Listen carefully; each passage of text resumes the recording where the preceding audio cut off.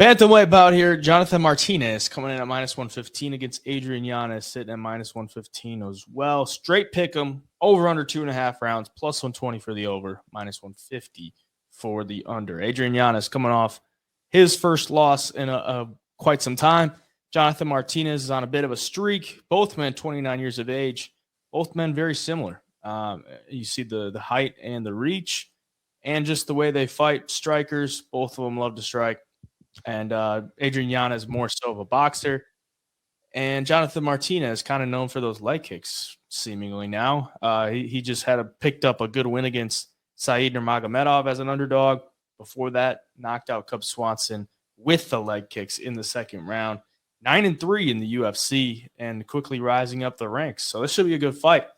It's probably going to be the question mark of the week because it's a pick 'em fight. A lot of times those are ones that people want to get invested in because you're not getting anything crazy on one side. And I'm kind of torn here because I think Adrian Yanez will get the better of the exchanges with the hands. Then Johnathan Martinez got those kicks, and they can start to add up. So if Yanez can't get him out early, I think Martinez could probably start to rack up some of that damage over time and maybe take over as the fight goes on. We kind of saw that against Nurmagomedov, and he was able to even grapple up Nurmagomedov. So that was something good to look at and possibly using this one against Adrian Yanez. What are you thinking overall? Yeah, I mean, for Martinez, definitely more experience here on a 5-fight win streak. Honestly, though, against Said Nurmagomedov, I thought Said won the fight.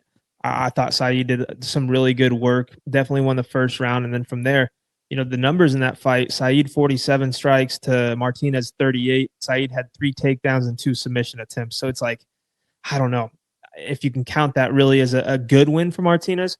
But he did show a little bit of holes in the striking defense, at least in that fight. Said's really fast and a good striker. So maybe it was just that. But if you're a Yanez fan or Yanez better, it gives you a little bit of hope that Yanez can find the chin of Martinez. I mean, we saw Martinez KO'd by Davy Grant, a guy who likes that forward pressure, who's a decent striker, kind of like Yanez.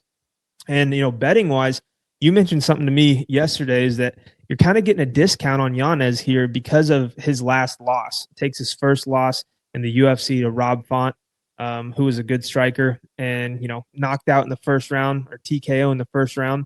And now you're getting him at even money against a guy like Martinez, who's a good fighter, who gets hit a little bit.